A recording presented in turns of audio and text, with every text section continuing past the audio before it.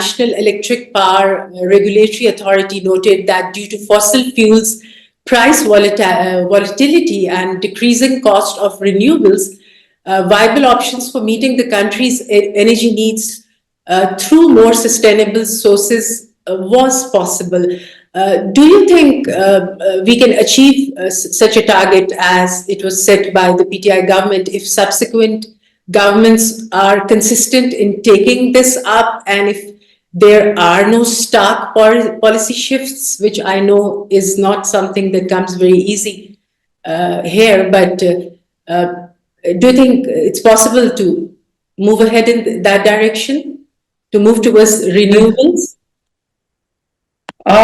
It's definitely possible, but what would be the sources of, I mean, this Solar, figure, I think, comes. wind, Yeah. I mean, I understand. I understand what renewable would constitute, but when I say source, I'm essentially thinking about how the current, non-renewable sources would be converted. And because, like I said, and I've been mentioning this time and again during this interview, that there are massive costs associated with, these conversions and replacements of non-renewable sources to renewables. So, for instance, if I'm an independent power producer, the government invited me to do a bid. And let's just get into the public finance matters. Uh, I the government said that for the next 15 years or for the next 10 years, if I'm an investor, I set up an IPP, the government needs energy. I set up an IPP, the government says that we'd be buying 1 megawatt from your IPP for the next 10, 15 years at a so and so cost. I have set that plant up for the next 15 years. I've set that plant up, and lot of these contracts are long-term contracts, because otherwise it's not the ROI, the return on investment is not feasible for any private investor in the energy sector. So I don't know if you saw that, but uh, when the when the Shehbaz Sharif government's sworn in April of 2022, they basically invited a lot of bids for IPPs to set up, but there was no mention of green energy or renewable energy, which is indicative of the fact that, even contracts that the government is signing at this point are not based on the condition of the IPP sort of setting up a green power plant. Uh, but like I said, I mean, it's not possible for the government at this point to renegotiate. Like I said, Chinese projects, a lot of them are like hardwired into the system. They are hardened contracts that the government has already signed for the long term, and it would be very difficult for the government to either divest from those projects, or even perhaps the Chinese are really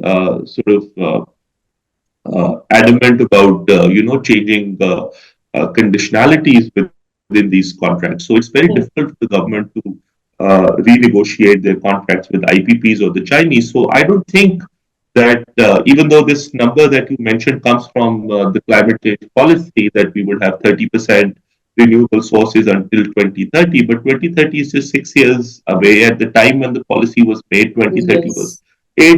8 or 9 years away. I think it came out in 2021, if I'm not wrong. So, I mean, 8 or 9 years was a very, very small time sort of horizon to make such big structural changes in the sector. And looking at what Pakistan has achieved in the last 9 years, or perhaps in the Hmm. last 20 years, when this became like a global phenomenon, I Yeah, don't expect big changes to be made in the next 9 years. Yes, please. but what we are doing at the moment, the government policies which aimed at combating are usually made in haste, and they seem more like knee-jerk reactions rather than a long-term policy. For example, the enabling when they wanted to enable the artificial rain, or even closing markets or schools 3 days a week, that is not going to help the smog issue or the air pollution issue in the long run. We do understand that. The fuel that Pakistan uses falls under the Euro 2 category of the European Union standards, which is a significantly lower quality fuel compared to has been recommended as the Euro 6 category. Now, under the brownfield refinery policy in 2023, it necessitated Pakistan to facilitate the existing refineries to move towards producing Euro 5 compliant fuels. Refineries are required under this policy to start producing quality fuel, and even at the provincial level, the government has announced the imposition of embargoes on those who are supplying Euro 2 fuel. Why has there not been much progress in this regard as well? Well, I'm not sure what the status is right now. I know that the government came up with this regulation, but I do not know, whether or to what scale has the government been able to crack down on those not complying with its regulations. Uh, but yeah, I mean, when you talk about such things, there's like a pervasive capacity problem, regardless of what sector we're discussing. And even though regulators within the energy sector, because the government has a stronger monopoly in this sector and a stronger monopoly over the production of fuel, essentially, because the government has the only largest refinery in the country when it comes to petrol and diesel and those kinds of fuels. So essentially, given the monopoly status of the government has, the regulatory bodies in this sector, for instance, OGRA, are much stronger regulatory bodies than, say, regulatory bodies in the education sector, for instance, where the government does not have a very strong monopoly. So I'm not sure I'm sorry, I'm not sure what the crackdown status is, or how effectively has the government implemented these regulations. I might need to look into that, but essentially, if you say that not much progress has taken place, I can only point to capacity of the regulatory institutions, and essentially what amount of power do they have over the private sector is, I think, a critical concern. But I think even within such sectors where the government has a strong monopoly and regulatory bodies are strong, I mean, some policy areas, regulators do not have a strong focus. It's not a priority, and maybe perhaps this is not a priority of the regulator in the fuel sector at the moment. It would become one in the future.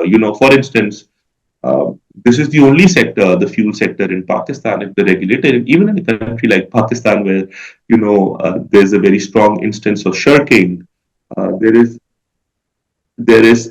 outright compliance that the private sector shows with the government. You look at uh, price changes. Sometimes the private companies are not agreeing to the price change, but the moment OGRA notifies a price change, even if it's like a radical price change, within a few seconds, all retail outlets in the country, all pumps in the country, all petrol stations in the country update to the new price without even the OGRA regulators uh, rating their stations or rating their sites, and nobody looks into this. This is like a big phenomenon in a country like Pakistan, where shirking of the private sector with government regulations, private sector not complying with the government, is a regular phenomenon. It's a norm.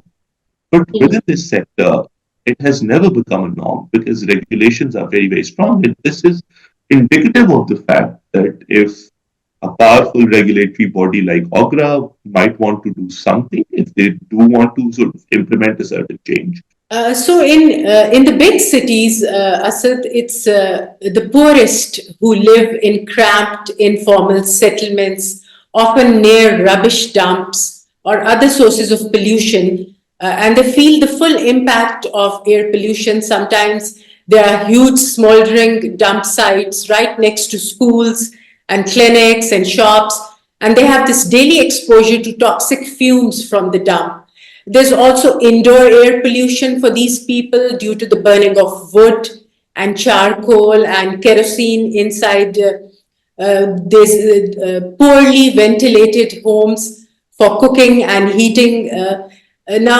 These people, they cannot afford cleaner fuels or alternative technologies. They have fewer resources to relocate. There are no green spaces, all of which can cause psychosocial distress and chronic stress. So, can we say that mental health, in addition to, of course, physical health, which we know is certainly affected by air pollution and smog, can we say that mental health can also be somewhat affected by constant exposure to air pollution? There have been some studies which I was going through that there is evidence of diminished individual cognitive capabilities if you are constantly exposed to air pollution.